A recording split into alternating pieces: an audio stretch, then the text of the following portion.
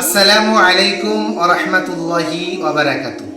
আমার প্রিয় দিনী ভাই ও বন্ধুরা, আলহামদুলিল্লাহ, গত পর্বে আমরা শুনেছিলাম সূরাতুল ইখলাসের বিশেষ কয়েকটি ফজিলাত সম্পর্কে। আজকে এই পর্বে আমরা সর্বজন পরিচিত আরো একটি সূরা সূরাতুল ফাতিহা সম্পর্কে বিশেষ কয়েকটি ফজিলাত জানব ইনশাআল্লাহ। 1 নম্বর ফজিলাত,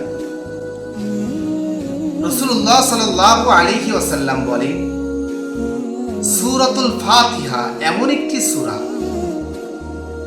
যে সূরাটির মতো সূরা বা কোন আয়াত ইতিপূর্বে নবী আদম আলাইহিস সালাতু ওয়াস সালাম থেকে নবী ঈসা আলাইহিস সালাম পর্যন্ত যত নবী রাসূলরা এসেছেন, কোন নবী রাসূলের উপরে আল্লাহ এমন একটি সূরা নাজিল করেননি। সূরাতুল ফাতিহা 2 নম্বর ফজিলত, রাসূলুল্লাহ সাল্লাল্লাহু আলাইহি ওয়াসাল্লামের একজন প্রাণপ্রিয় সাহাবী হযরত আবু সাঈদ বিন মুআল্লা রাদিয়াল্লাহু তাআলা আনহু বর্ণনা করেন, আমি একদিন মসজিদে নামাজরত অবস্থায় ছিলাম। এমন সময় আল্লাহর নবী আমাকে ডাক দিলেন। আমি নামাজের হালাতে থাকার জন্য আমি রাসূলের ডাকের জবাব দিতে পারলাম না। যখন নামাজ শেষ করলাম, রাসূলুল্লাহ সাল্লাল্লাহু আলাইহি ওয়াসাল্লামের কাছে সঙ্গে সঙ্গে হাজির হলাম। রাসূল বললেন, আবু সাঈদ, আমার ডাকে তোমাকে আসতে কিসে বাধা দিল?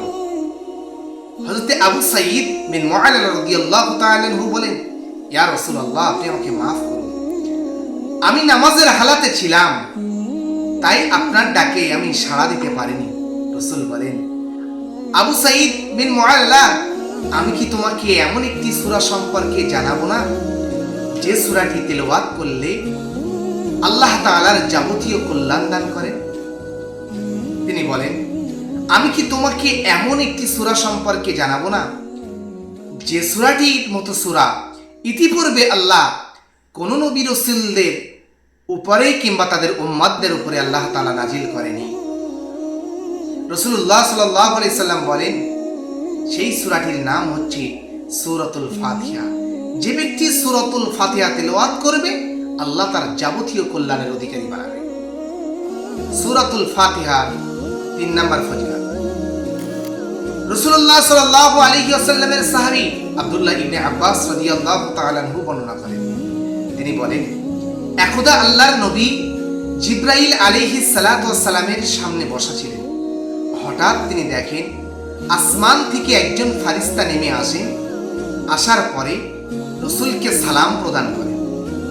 দেওয়ার পরে রাসূলুল্লাহ সাল্লাল্লাহু আলাইহি ওয়াসাল্লামকে ওই ফারিস্তা বলেন, হে আল্লাহর নবী, আপনি আল্লাহর পক্ষ থেকে 2টি নূরের সুসংবাদ গ্রহণ করুন।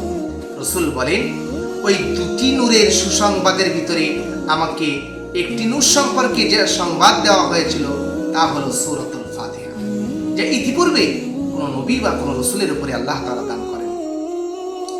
সূরাতুল ফাতিহার 4th ফজিলত, আল্লামা ইবনে কাসির রাহমাতুল্লাহ আলাইহি বলেন, ইবলিস শয়তান 4 বার সে কান্না করেছিল।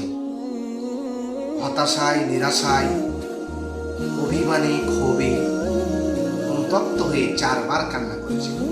1, যখন আল্লাহ তাকে অভিশাপ দেয়। 2, যখন আল্লাহ তাকে জান্নাত থেকে নামিয়ে দেয়। 3, যখন রাসূলুল্লাহ সাল্লাল্লাহু আলাইহি সাল্লাম জন্মগ্রহণ করেন। 4, যখন আল্লাহ তাআলা রাসূলের উপর সূরাতুল ফাতিহা নাজিল করেন। আমরা আমাদের বাকি জীবনে এই সূরাতুল ফাতিহার আমলগুলো বেশি বেশি যেন করতে পারি, তদনুযায়ী আমাদের জীবনকে সাজাতে পারি এবং এই সূরাতুল ফাতিহার মাধ্যমে আল্লাহ যেন আমাদেরকে সিরাতুল মুস্তাকিম দান করেন। আমিন সুম্মা আমিন। ওয়া আখিরু দাওয়ানা আলহামদুলিল্লাহি।